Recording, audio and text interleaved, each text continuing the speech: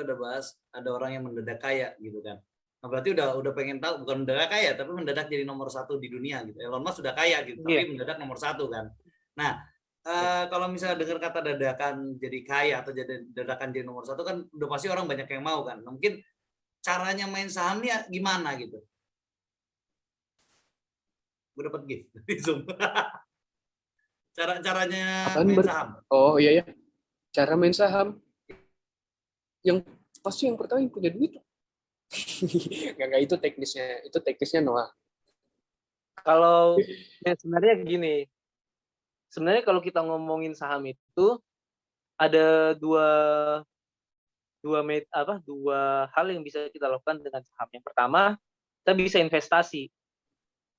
Contohnya ini kalau maksudnya cara main sahamnya gitu. Caranya gimana sih? Lu daftar kemana gitu maksudnya. Nah, kalau caranya ya, apa yang perlu kita lakukan kali ya? Apa yang perlu kita lakukan pertama ya? Lu mesti daftar kemana gitu. Kita perlu bikin akunnya dulu. Akunnya di akun buat apa? Buat mulai invest atau trading saham itu kita bisa bikin di sekuritas. Atau berarti kalau bikin akun sekuritas ya. Kalau kita mau yang simple kayak sekarang tuh udah banyak sekuritas. Rata-rata sekuritas sudah pakai apps kan ya. Kita bisa download aja tuh apps-nya. Kita download apps-nya. Ya, kalau gini aja kita daftar aja, itu paling nanti kayak kita diminta fotokopi KTP, nama dan lain-lainnya. Kalau ada rekening mau harus ditandatanganin, itu dikirim nanti ke alamat kita tanda tanganin, taruh materai, kirim balik ke apanya dia, selesai.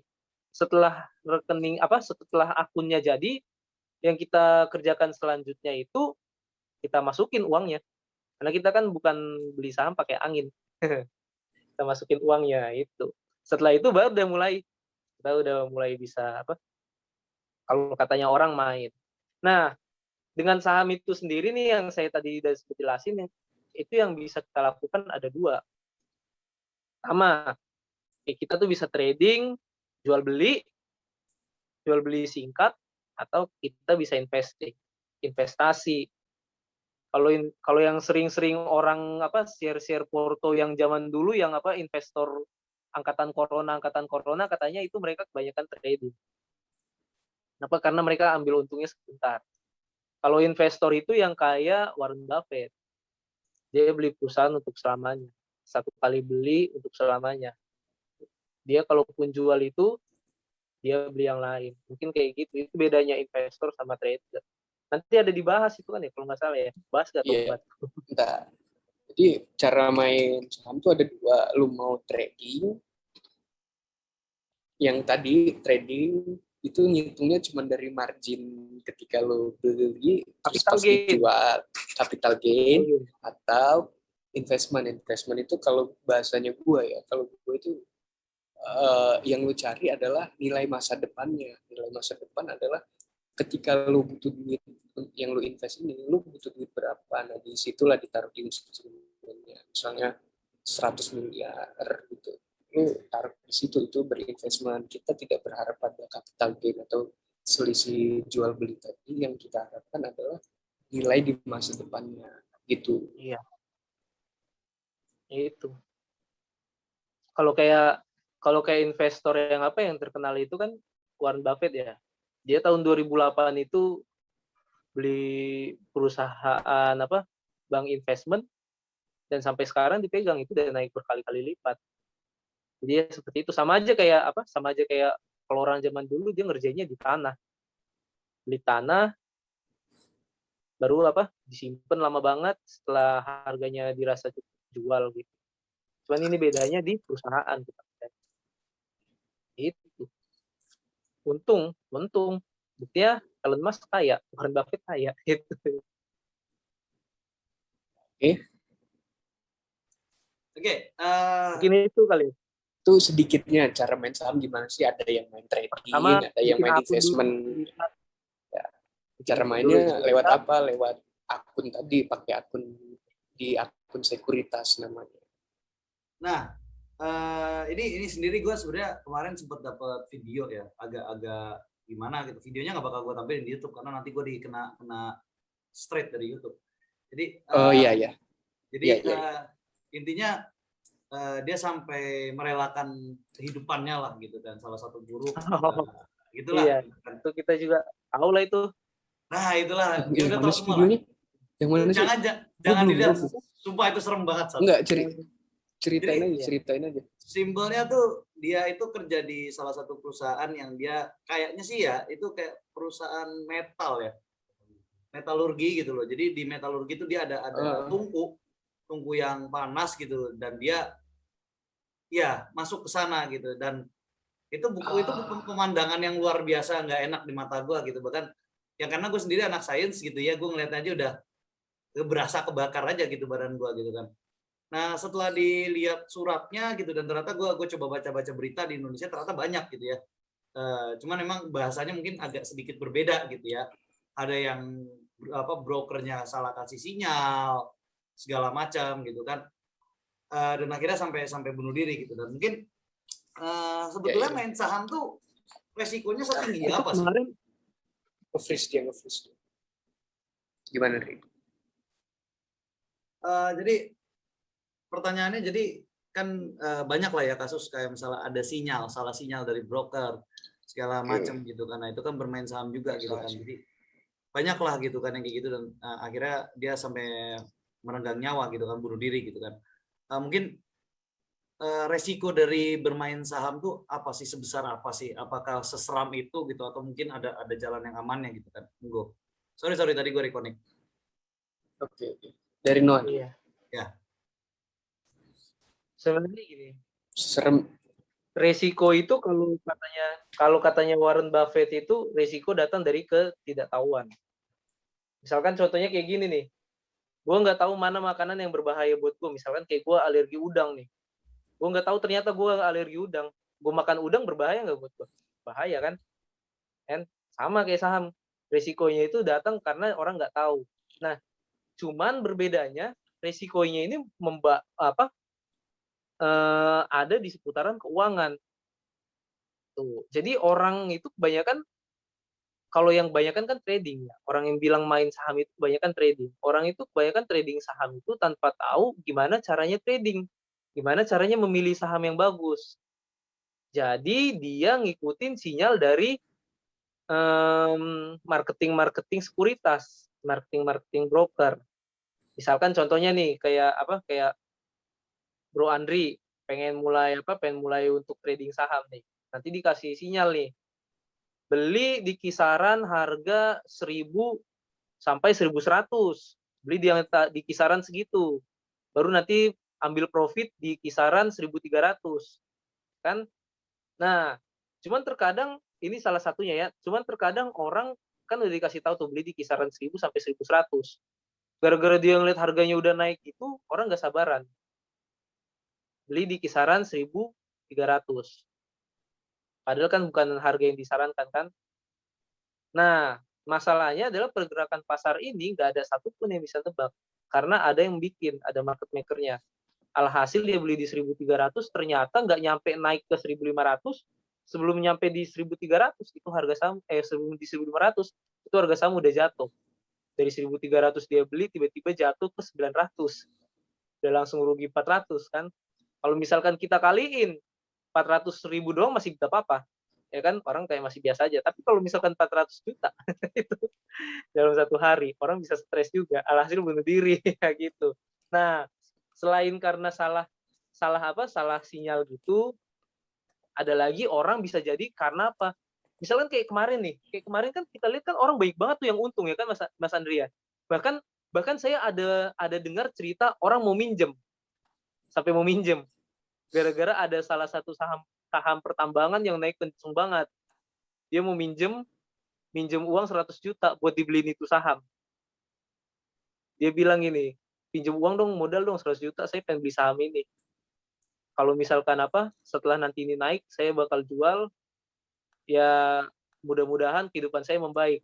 Nah, itu kan mudah-mudahan kehidupan saya membaik. Coba kalau misalkan dia minjem, dan ternyata itu perusahaan harga sahamnya jatuh dibanting ke bawah. Rugi dia itu. Jadi kebanyakan bisa jadi orang yang bunuh diri itu ya kayak gitu. Jadi dia salah posisi masuk dan nggak berani nge-cut loss. Cut loss itu apa? Jadi ibaratnya kayak kita jualan nih. Kita kan nggak jualan nggak selamanya bisa untung kan? Ya kan? Ada kalanya kita kan harus rugi kan? Tapi kan kita bisa ngecilin kerugian kita. Misalnya kayak kita beli nih knalpot nih. Kayak kita beli knalpot 5 juta. Ya kan kita udah jual 6 juta nggak ada yang mau beli. Kita butuh uang.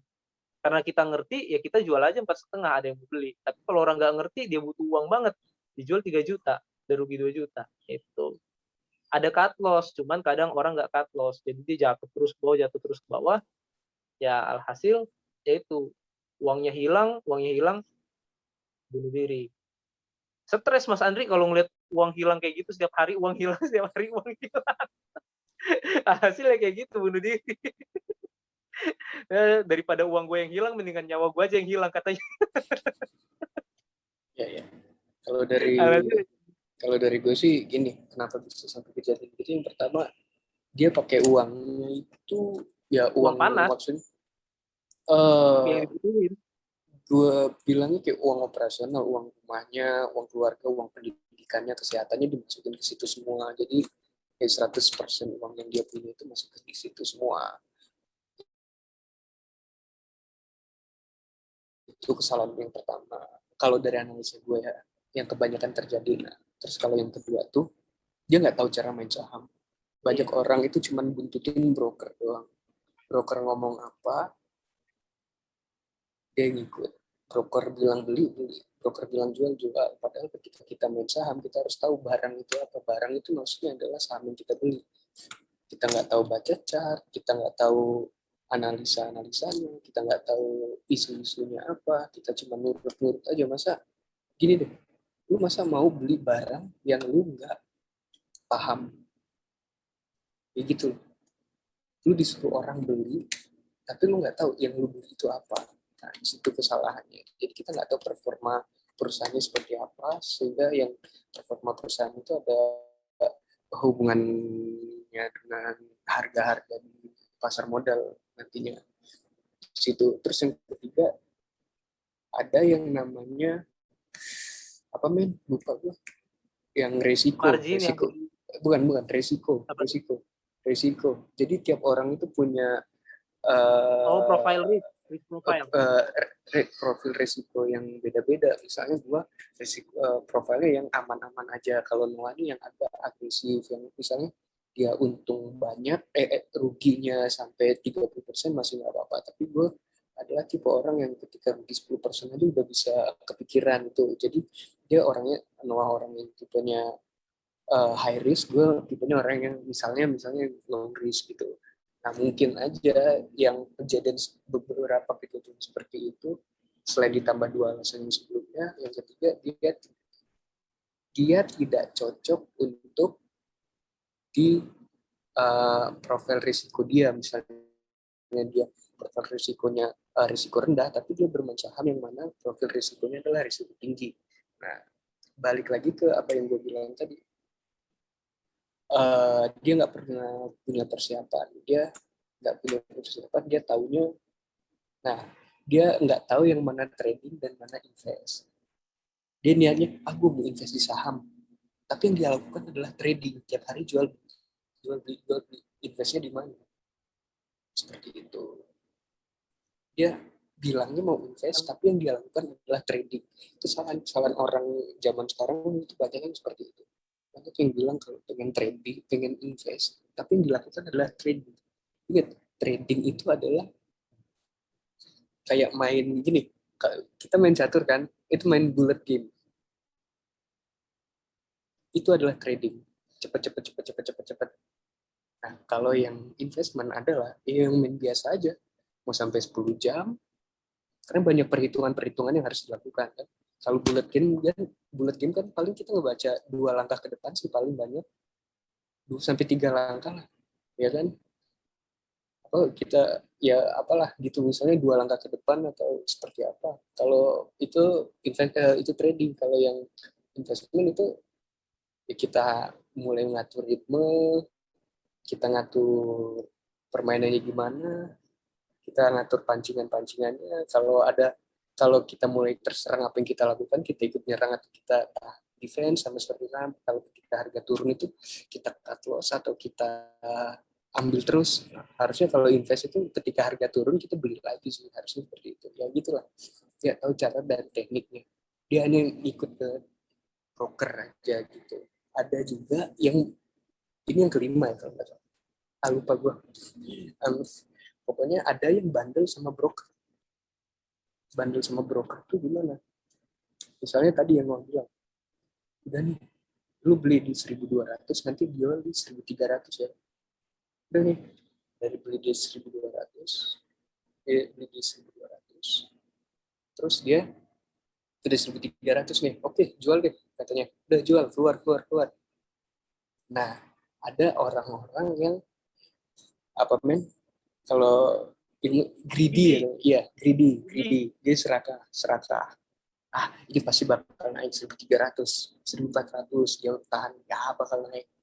1.500 nih, bakal naik, turun ke 1.400, bakal naik kok ini 1.450, naik nih 400, 300, 200, 100, 900. Banyak yang seperti itu, yang terlalu serakah. Jadi intinya kalau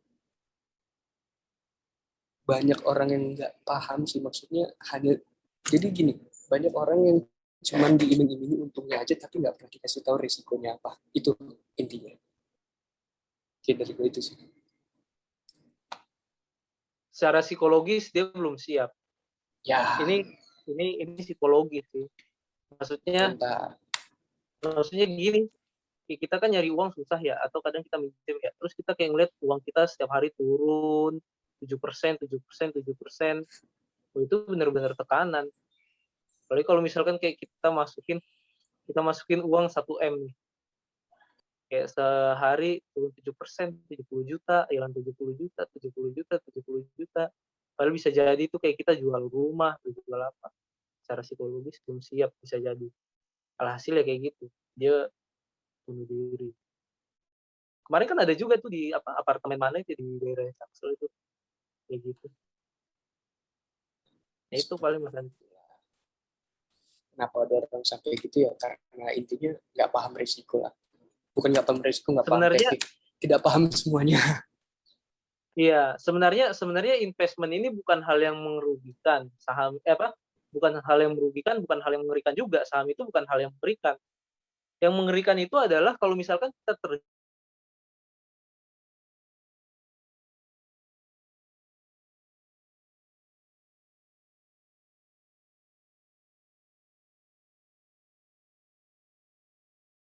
orang-orang yang baru mulai invest di saham atau trading saham, kayak dia mulai masuk dengan uang kayak 100.000, 200.000, dan itu menurut dia rugi juga nggak masalah, ya sebenarnya nggak bakalan terjadi hal seperti itu. Hal seperti itu kan terjadi karena dia ngeliat temennya untung 20%, untung 10% sehari. Terus dia mikir, kalau misalkan gue masukin uang ratusan juta, bisa dapat berapa itu? Ya. Alhasil bukan yang seperti yang diharapkan dia. Itu banyak sih. Psikologis sih. Jadi sebetulnya yang mengerikan itu kalau dia gak ngerti apa-apa dan gak ngerti resiko tapi langsung main aja gitu ya. Tidak. Yang pertama tidak ngerti resiko, dan yang kedua itu tidak ada alokasi uangnya lah. Ya. Semuanya dimasuk ke situ. Itu dari situ sih, itu udah paling bottom line-nya. Dia nggak ngerti resiko, secara psikolog dia nggak siap, dan untuk saham itu pun dia belum tahu gitu. Tuh, dari situ datang resiko. Oke. Ini makin menarik sih ya, apalagi tadi ada dua hal yang sebenarnya bersangkutan juga dengan yang pengen gue bahas, tapi karena koneksi gue tidak